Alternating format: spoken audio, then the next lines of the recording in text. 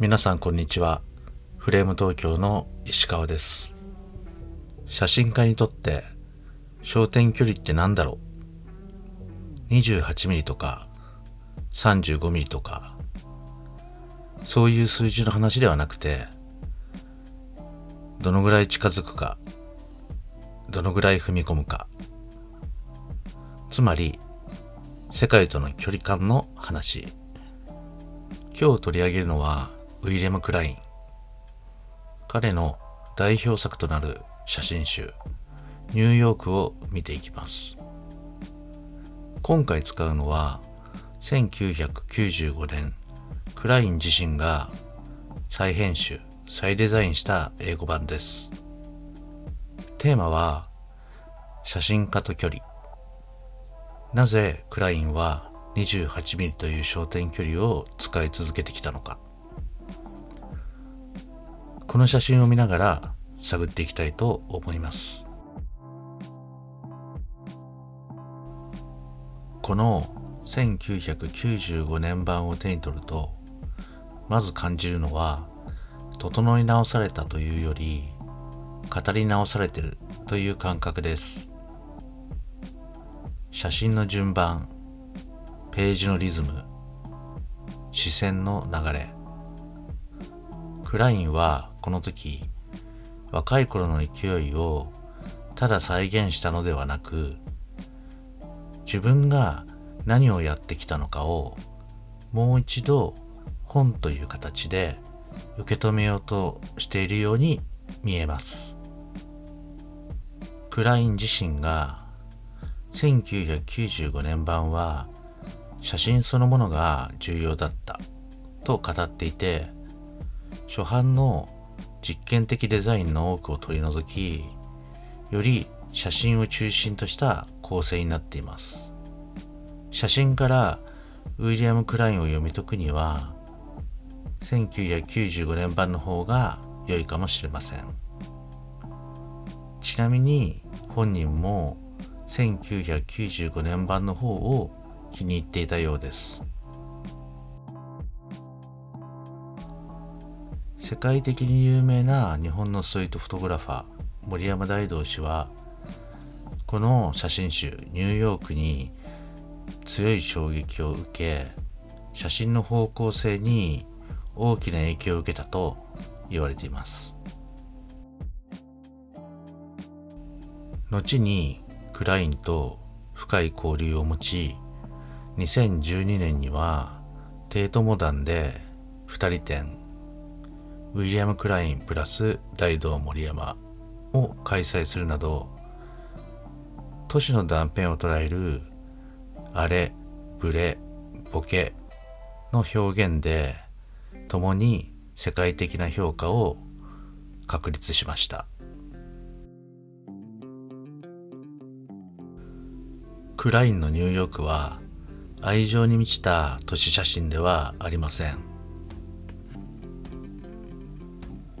18歳でアメリカを離れ、ほとんどをパリで過ごした彼にとって、戻ってきたニューヨークは冷たく頭痛の種になる街だったのです。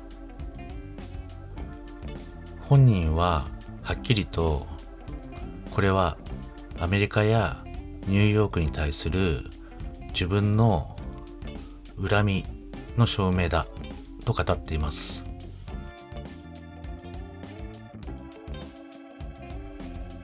クラインは写真を体系的に学んだ人ではありません。だからこそ正しい露出、美しい構図、写真の暗黙のルールといった写真の世界でのルールとされていたことから解放され、そこからはみ出すことを平然とやってのけたのです。ブレ、ボケ、荒い粒子、画面からはみ出る構図。彼はそれを失敗だと思っていなかった。むしろ街の感触に一番近いと感じていたのではないでしょうか。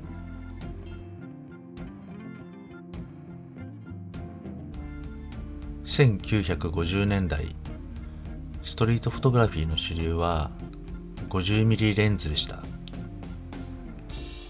50mm は人と街の距離を適切に保つレンズです。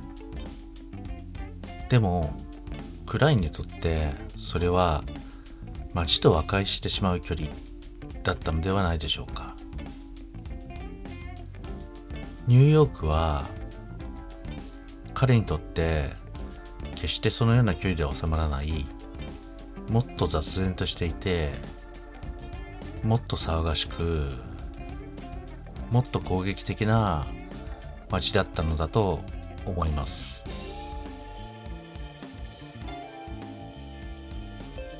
クラインは語っています。よく見るために近づく。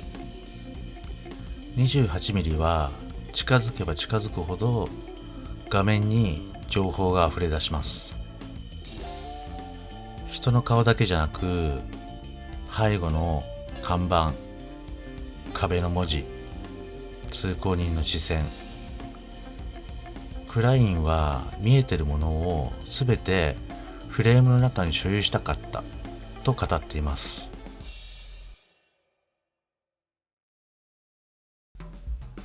当時の写真界が求めていたのはバランスの取れた美しい写真でした。でもクラインはそれを信用していなかった。歪み、ブレ、粗さ、それこそが都市の真実だと彼は感じていたのだと思います。28mm は整っていない現実という彼の目の前の世界をそのまま捉える目として彼のカメラについていたのかもしれません。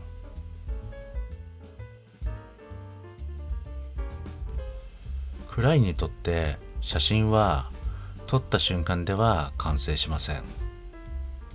写真を選び、並べ、ページとして再構築する。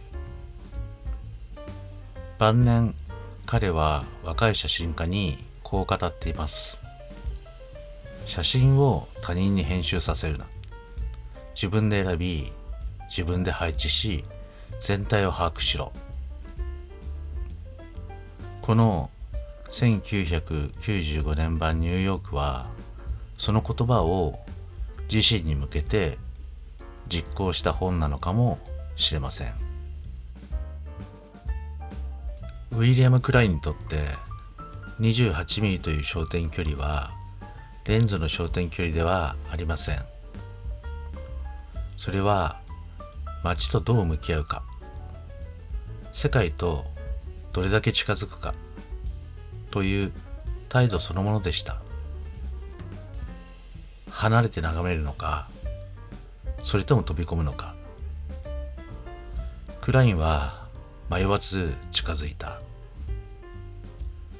その結果がこのニューヨークだったのではないでしょうか。最後までご視聴いただきありがとうございました。それではまた次の動画で。フレーム東京の石川でした。